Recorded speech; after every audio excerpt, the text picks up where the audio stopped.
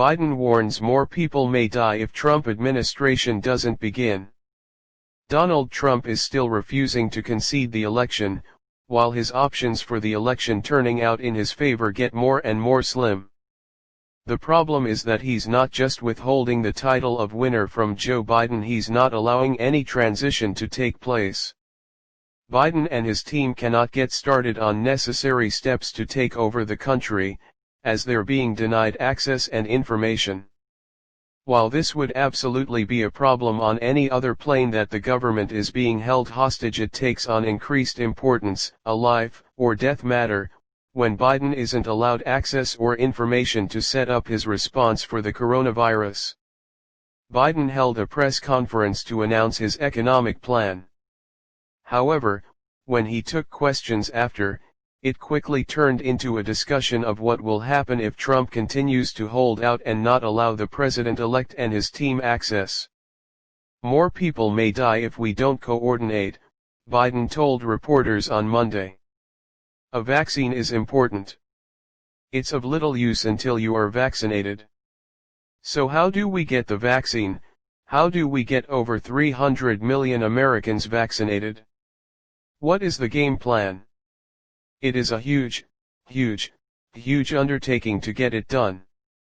Within the past week, 2 vaccine candidates have announced their success and shown that they could be ready soon.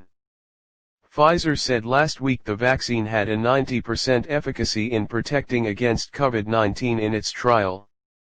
This week Moderna said its vaccine was 94.5% effective.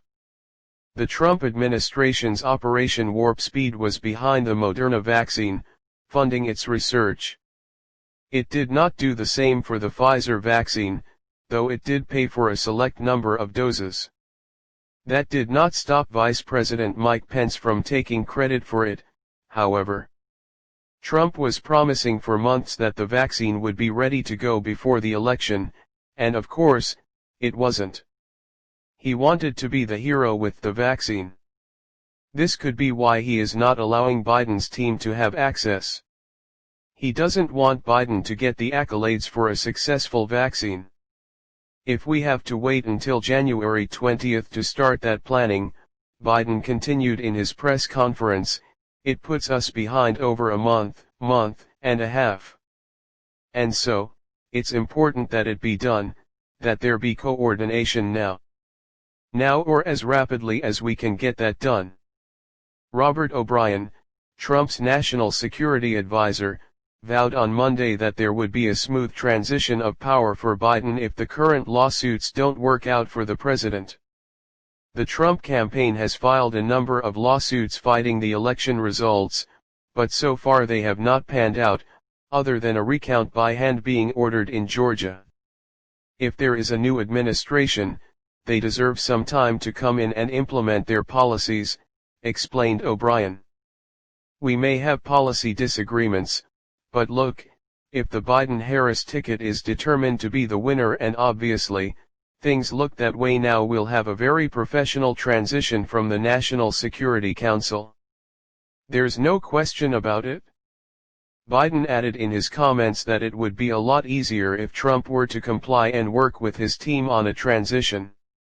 The president-elect believes his predecessor will do so sometime before Inauguration Day. However, in the meantime, without that cooperation, the former vice president said he would begin working with business and labor groups and both Democrats and Republicans in preparation for taking over the country. It would make it a lot easier if the president were to participate, he said. I am hopeful that the president will be mildly more enlightened before we get to January 20. Biden didn't pull any punches, as he also stated that he sees Trump's refusal to concede the election as more embarrassing for the country than debilitating for my ability to get started. Another person on his side is Anthony Fauci, the nation's top infectious disease expert and a member of the White House Coronavirus Task Force. He believes it would be better if the government's health experts could start working with Biden and his team. As you know, I've been through multiple transitions now, having served 6 presidents for 36 years. And it's very clear that the transition process that we go through, is really important in a smooth handing over of the information, as well as it's almost like passing the baton in a race, said the doctor on CNN's State of the Union.